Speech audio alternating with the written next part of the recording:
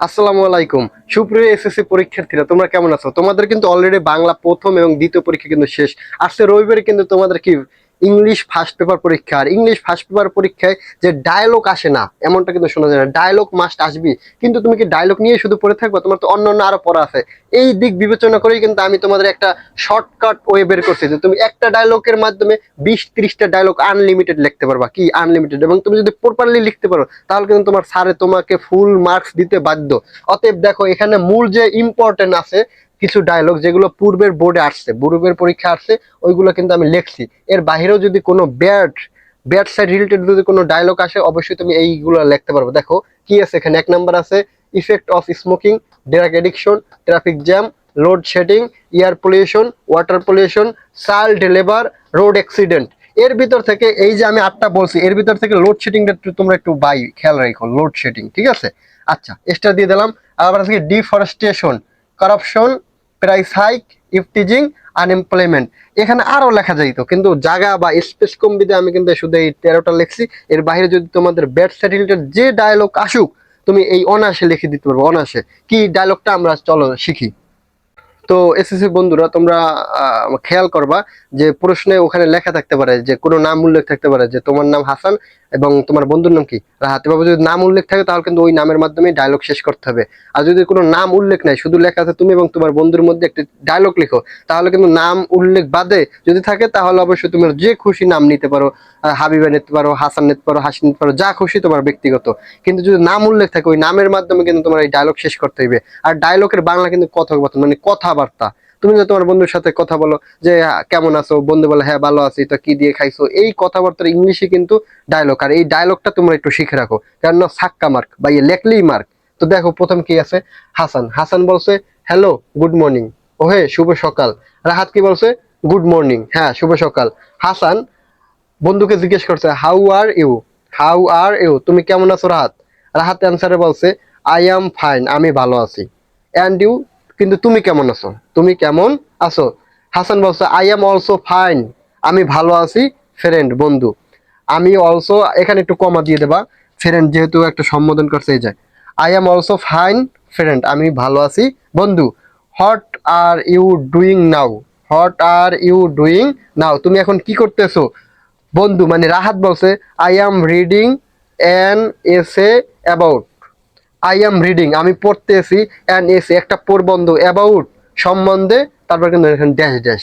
এই ড্যাশ ড্যাশে ভাইয়া তোমার ওই যে ডায়লগের নাম, মানে ওই প্রশ্নে একটা ডায়লগের নাম দেওয়া থাকবে, ওই নামটা এই ড্যাশে বসাই দেবা, তাহলে কিন্তু প্রপারলি ডান। আবার একটু খেয়াল করো। হাসান জিজ্ঞেস করছে I am also fine friend, আমি ভালো আছি বন্ধু। What are you doing now, doing now, তুমি এখন কি করতেছো? রাহাত বলছে আই অ্যাম রিডিং অ্যান এসে, আমি একটি প্রবন্ধ পড়তেছি অ্যাবাউট, হতে পারে ড্রাগ অ্যাডিকশন, হতে পারে স্মোকিং, ইফেক্ট অফ স্মোকিং, যা খুশি, মানে তোমার ওখানে ডায়লগে যে নামটা থাকবে প্রশ্নে ওইটা বসাই দেবা, শেষ। তারপর দেখো হাসান বলছে yes it is very harmful for us, এটা আমাদের স্বাস্থ্যের জন্য খুবই খারাপ। যদি ওখানে তুমি মনে করো স্মোকিং, ইফেক্ট অফ স্মোকিং বসাইছো, মানে ধূমপান স্বাস্থ্যের জন্য ক্ষতিকর, এটা বসাইছো, তো এখানে কি বলছে? হাসান বলছে কি ইয়েস, হ্যাঁ ইট ইজ ভেরি হার্মফুল, এটা খুবই খারাপ স্বাস্থ্যের জন্য, ফর আস। রাহাত বলছে yes I want to, I want to discuss, আমি তোমার সাথে আলোচনা করতে চাই, with you about, with you about, এই সম্বন্ধে। তারপর কিন্তু আবার ড্যাশ ড্যাশ, এখানে ওই তোমার যে ডায়লগের নামটা থাকবে ওই ড্যাশে বসাই দেবা। তো কি বলছে দেখো, yes I want to discuss, হ্যাঁ আমি তোমার সাথে কথা বলতে চাই, উইথ ইউ অ্যাবাউট, এইটা বিষয়, এইটা বিষয়, যে বিষয়ের নাম ওখানে বসাই দেবা। হাসান বলছে অবভিয়াসলি, হ্যাঁ অবশ্যই। আই অ্যাম রেডি, আমি প্রস্তুত। To tell you, to tell you, তোমার সাথে কথা বলতে বা আলোচনা করতে। হোয়াট এভার, যাই হোক, ইউ উইশ টু নো, তুমি যাই হোক আমাকে জিজ্ঞেস করতে পারো বা জানতে পারো। দেখো রাহাত বলছে কি আই বিলিভ ইউ, আমি বিশ্বাস করি। নো ইজ ভেরি হার্মফুল, আমি বিশ্বাস করি যে এটা খুবই খারাপ, মানে এই ড্যাশ ড্যাশ এখানে তুমি ওই যে সাবজেক্টটা থাকবে বা বিষয়টা থাকবে এখানে বসাই দেবা, যে আই বিলিভ, আমি বিশ্বাস করি, you know is very harmful, এটা খুবই কি স্বাস্থ্যের জন্য খারাপ। In our life, in our life, এখানে কিন্তু এটা এন, ঠিক আছে?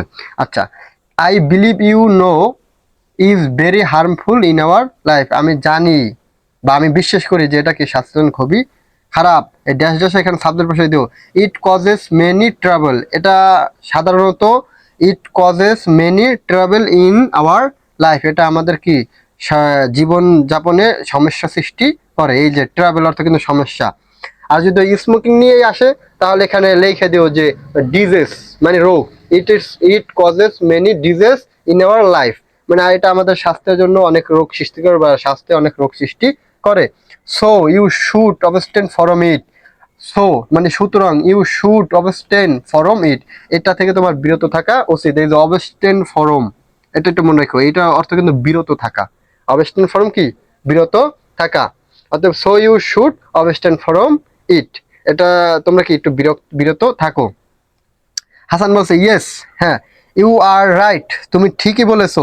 গভর্নমেন্ট শুড টেক স্টেপ, সরকার কি একটা পদক্ষেপ নিছে টু সলভ দিস প্রবলেম, এই সমস্যা সমাধানের জন্য অলরেডি কি সরকার একটি পদক্ষেপ নিছে। অ্যাজ সুন অ্যাজ পসিবল, যত তাড়াতাড়ি সম্ভব। Rahat okay you are right, হ্যাঁ তুমি ঠিকই বলেছো। হাসান বলছো I am very glad talk to you, I am very glad, glad অর্থ কি আনন্দিত বা খুশি হওয়া। I am very glad talk to you, তোমার সাথে কথা বলে আমার খুব ভালোই লাগলো। I hope to meet you soon, আমি আশা করি তোমার সাথে সরাসরি নগদই কি সাক্ষাৎ হবে। পরবর্তী দেখো বন্ধু কি বলছে, সর্বশেষ বন্ধু বলছে যে রাহাত বলছে ইউ আর ওয়েলকাম, তোমার সাথে মানে স্বাগতম। হাসান বলছে থ্যাংক ইউ, তোমাকে ধন্যবাদ। রাহাত বলছে কি বাই। এখানে কিন্তু শেষ।